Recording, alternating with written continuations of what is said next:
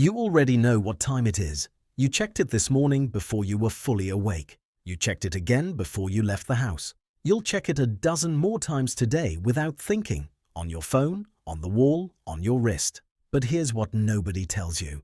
The concept of being on time is less than 200 years old. For most of human history, nobody was ever late.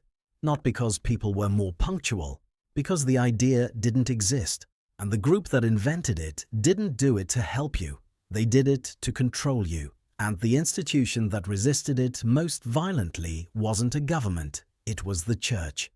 I'm Aidan Thomas of the Hidden Chronicle. And this is the story of how the world learned to tell time. This is the history of the clock. To understand what the clock actually did to civilization, you have to first understand what the world looked like without it. For most of human history, time was not a number, it was a feeling. You woke up when it was light, you worked until it was dark, you ate when you were hungry, you rested when you were tired. The rhythm of life was set by the sun, the season, and the body. There was no 9 o'clock, there was no Tuesday, there was no be there in an hour. There was just now, and not yet, and too late. And for thousands of years, that was enough.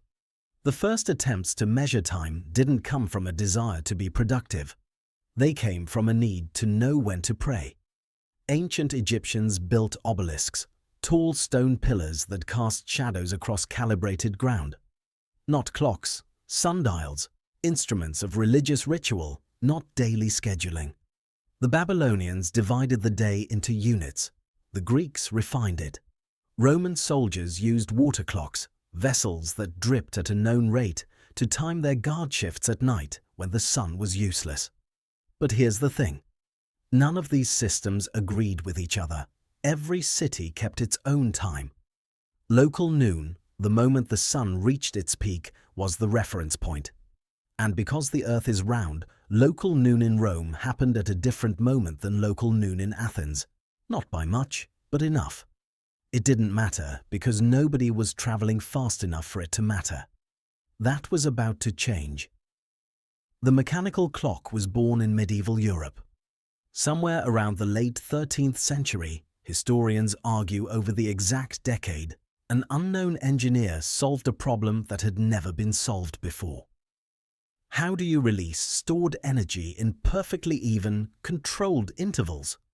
The answer was the escapement. A mechanism that catches a gear, holds it, releases it, catches it again.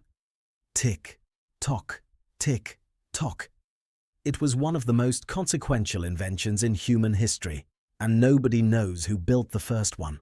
What we do know is where they appeared first. Not in homes, not in government buildings, in church towers. The early mechanical clock had no face, no hands, no display at all. It had one function, to ring a bell at fixed intervals so monks would know when to stop working and pray. The word clock itself comes from the medieval Latin clocca. It means bell. The first clocks were not for telling time. They were for telling people to stop what they were doing. And the church controlled them completely. For nearly 2 centuries, the clock belonged to God, or at least to the men who spoke for him. Monastery bells set the rhythm of European life. They told farmers when to start, they told workers when to stop, they told markets when to open. The ringing of the bell was the law of the day, and the church decided when the bell rang. That is an extraordinary amount of power disguised as timekeeping. Then something shifted. Merchants noticed. If you controlled a clock, a public clock, visible to everyone, you controlled the pace of commerce. You decided when the market opened, when contracts expired, when workers owed you another hour. By the 14th century, Italian city-states were racing to install public clocks in their town squares. Not for God, for business. Florence, Venice, Milan. The clock face appeared, hour hands, then minute hands, because merchants needed precision the church had never required. The clock moved out of the tower and into the street, and power moved with it. Here's the part that almost never gets told. When the clock moved indoors, when it became a household object, it immediately became a status symbol of almost absurd intensity. In 16th century Europe, owning a personal clock meant one thing: you were wealthy enough to own time itself. They were wildly inaccurate. They lost or gained hours per day. The craftsmanship required to build one was so extreme that only royalty and the richest merchants could afford them, and they displayed them, openly, deliberately, in the most prominent room of the house, not because they needed to know the hour, but because the clock announced who they were. Your clock was your credentials. Here's the irony. The more you showed it off, the less it mattered whether it was right. Now we get to the part of the story nobody tells you. The year is 1847. Britain has just built the most ambitious engineering project in human history, a national railway network, hundreds of trains, thousands of miles of track, schedules published in newspapers, departure times guaranteed, and it almost collapsed immediately, because every city in Britain kept its own local time. Bristol was 10 minutes behind London.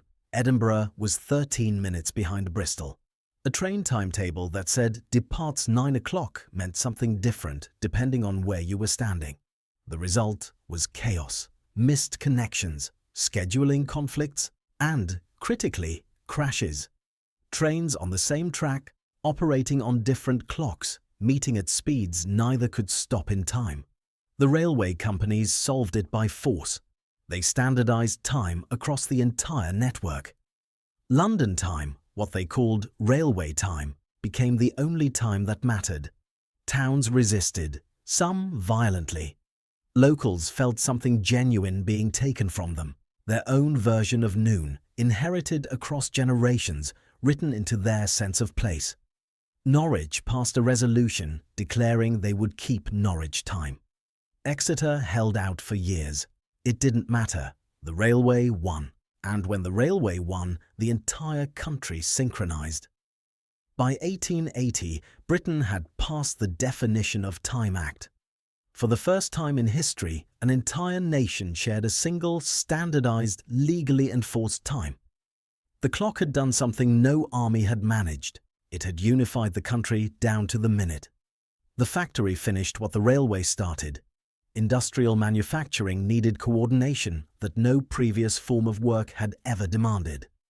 Hundreds of workers, shared machinery, processes that only functioned if every person was in position at the same moment. The factory owner didn't care when the sun rose. He cared that the floor was staffed at 6, that the machines ran until 8, that the lunch break lasted exactly 30 minutes and not 1 second more. Workers who had spent their entire lives working to natural rhythms, sunrise, harvest, season, were now required to submit to the clock, not as a convenience, as a condition of employment. On time was invented in the factory. Lateness was a moral failing, not a scheduling issue. Clocks were hung in every room, not to help workers, but to remind them that their time now belonged to someone else. The clock didn't free people from labor. It quantified it. By the 20th century, the clock had become so embedded in daily life that resistance seemed impossible.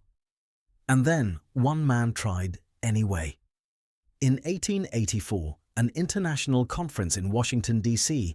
carved the world into 24 time zones, a global system, standardized, agreed upon by 25 nations. One country refused to participate for decades: France. Not because they couldn't tell time, because the prime meridian, the line from which all world time is measured, passed through Greenwich, England. And France was not prepared to let the world run on British time. They held out until 1911, then surrendered to the same force that had beaten every local resistance before them. The system was too useful to refuse.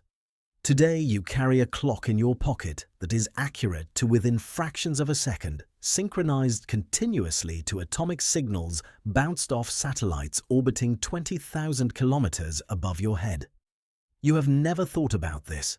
You just check it and move on. But every time you do, every time you feel the faint anxiety of running late, every time you schedule a meeting down to the 15-minute interval, Every time you wake up at an hour your body didn't choose, you're participating in a system that is less than 2 centuries old. The monk rang the bell to call men to prayer. The merchant put a clock in the square to control the market. The factory owner hung one on the wall to own the workday. The railway company standardized it across nations, and now you carry it in your hand. Check it before you're fully conscious and feel guilty when you're behind it.